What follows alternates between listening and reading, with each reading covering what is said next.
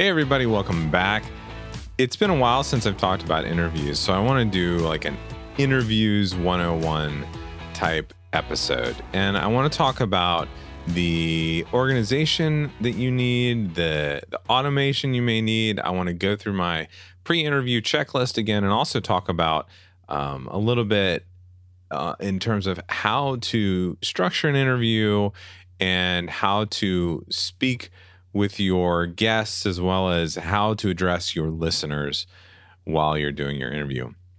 You know, just thinking about the various types of information that a podcast host requires to do an interview may make a lot of people just shy away from doing an interview format. But it still continues to be one of the most popular formats out there for podcasts. So if that describes you, where you're concerned, you're worried about all the work that goes into it, I want you to keep listening.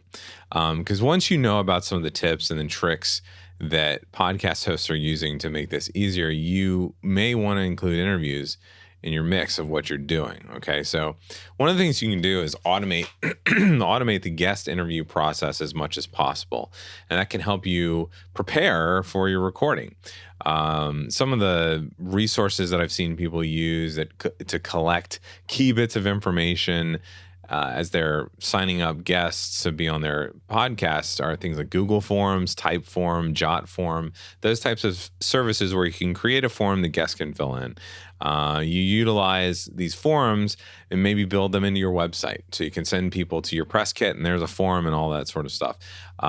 One of the things that helps in general too is that a lot of the popular scheduling apps or scheduling services like Acuity, Calendly, I use Schedule Once. And once you've chosen how to collect the data, get people scheduled, this can make it easier, but you have to collect the right information. So let's talk about some of the information you might want to get from guests before you book them. When you're preparing for the interview, you might want things like the correct spelling of the guest's name, the name of their business, their website URL, their bio, things like that. You want to get their headshot, okay? Any other additional images you might want to use in your social media templates and things like that. You want to find out what topics they want to talk about, talking points, interview questions, things like that. Links for listeners that may connect directly to a particular bonus or offer that your guest might have, anything they want to promote, stuff like that. And using a form like this to accept the information keeps you or your team or anyone from having to track down emails in your list and realizing at the last minute as you're getting ready to go on this interview that something's missing. Having a form, having a checklist, things like that makes it a lot easier to guarantee that you have everything you need. And then the added bonus for your team is that it's all in one place. Okay, it's easy for them to find the information, easy for you to find the information and be prepared. So let's talk through my pre-interview checklist. Just to reiterate, we've talked about it before, but to make sure you know what you should be doing before, during, and after a podcast episode. So before you book the interview, you definitely want to do your research. If this is you or if this is a team member, at least go to their website. Go to the guest website, read their about page. If they have a press kit, read that. If they have a book, try to read a couple of chapters if there's something available online. Find something about them that you have in common, okay, or that resonates with you that you can ask them about. Something maybe they don't get asked all the time. I mentioned using a scheduling app to book the interview, using forums. That's really helpful as well. Now, about a week before the interview, I like to send guests an email that includes potential interview questions. Okay, this allows the guest to prepare a little bit, to feel more comfortable. It also helps you think about the interview before you hit record. And you want to definitely include in this email as well the meeting information, the Zoom call, the Riverside login, whatever you have, confirm the date and time so that you avoid any uncertainty of what will happen at the scheduled time. Now, you also want to tell them how to turn off notifications on their computer, how to reduce noises where they're around, how to remove distractions, what type of headphones or earbuds or podcast microphone they're going to use or should use. Prepare them so that you prevent noise and echo and sound bleed and all those types of things that might mess up the recording. I also like to tell guests, if they can, to, think about their Wi-Fi. Think about the internet that they're going to be on. Can they reset their router? Can they make sure no one else is streaming while they're recording, so that you can improve the bandwidth and make sure that there aren't any interruptions or issues during the recording? I also like to go through as well, like I said, what service are we going to be using? How is it going to work step by step? How do they get in, whether it's Zoom or Riverside or whatever, whether you'd like them to record on their end, a local recording using QuickTime. Just prepare them for how you want to do it. So now we've gotten to the interview. Now, before we even get into it, I want you to think about the interview as a conversation. I like to make my listeners feel like they're there with me. So one of the things I do is I picture my guest and I as if we were out at dinner in a restaurant, and my guest was sitting across from me, but my listeners are sitting at the table next to me. So I use words like we. We're going to talk today to, even if you recorded it ahead of time, when you're introducing the guest, we're going to talk today with blah, blah, blah, and I'm going to ask them about this. And I hope you're going to enjoy it. Not say like, oh, last week I recorded this and they're not really here right now, and you listeners aren't here with me.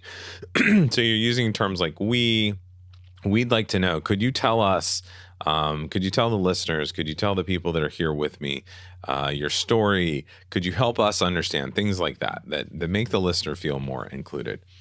And when I get ready for the interview, I start out with some chit chat. Okay.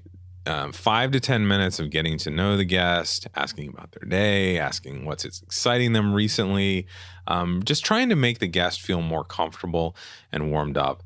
I always remember to ask them to say their name out loud, and I repeat it back to them, because this is the most common mistake that I hear hosts make, is they mispronounce the guest's name. They record the interview later, or the intro later, and they forget how the name was said, and they mispronounce it, and it's kind of embarrassing.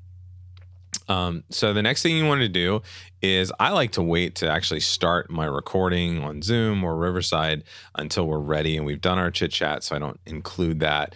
I leave some silence in between so that I can get rid of any noise or use my noise reduction plugins and identify where the interview is starting. The thing I would recommend too is, during the interview, don't record your intro or your ads or anything like that while the guest is sitting there, okay, waiting. Unless you're doing this live and you got to do it anyway, don't make the guest wait through the intro. Like I said, record that separately, but do it in a way that makes it sound like it was part of it. You want them to feel comfortable. If they're having to wait while you read their bio, and a long bio, it just increases nerves. And time is valuable too. You don't want to make people wait. Now, if something happens, something strange happens, if a guest wants to start the answer over, just go with the flow. You can edit a podcast, right? Reassure the guest that it's totally fine to correct things. You can go back at the end of the interview and say, hey, was there anything you said that you'd like to say again, or would you like to change, or whatever? Go ahead and do that. It's not a big deal. Then once you finish the interview, take time to debrief. Like I said, check if they want to say anything again, check if there's any information they need to give you or clarify. Make sure you've got the information that they wanted to include in terms of websites and things like that, and you've got the information correct. And also maybe give them an idea of when the interview might be airing, the episode that they're going to be in. So that's really helpful. And then what I like to do as well, I like to see from podcast hosts, is when they, the day or two before the episode's going to air, sending the guest an email saying, hey, here's the episode. You're welcome to listen to it. Send them a sample of it, or let them know when it's going to come out. Maybe even send them sample social media posts. If you've created graphic templates for social media that have their image in them, that can be helpful as well. And it makes people feel much better. So I hope that this was helpful for you today to get a good idea of what I recommend in terms of interviews and how you should do them and how you should prepare for them. Feel free to take any of these ideas and use them to help your interview process go better. I will urge you to do interviews, but also remember that listeners connect most with you. So don't get into the habit of only doing interviews on your podcast. If your podcast is about promoting your business or finding you client leads and things like that, you do need to continue to do content that promotes you, that builds a relationship with directly between you and the listener and establishes the trust with the listener, establishes your expertise and authority. So I will be back next week. I'm going to share a little bit of information about a bunch of the different types of podcasts are out there and how we categorize them and explain a little bit about them. Until then, I would love for you to share this episode with anyone you think it would help. I would love for you to rate and review this podcast. That really helps future listeners understand what is the benefit of this podcast and how they will be helped by it. And until next week, I will see you then.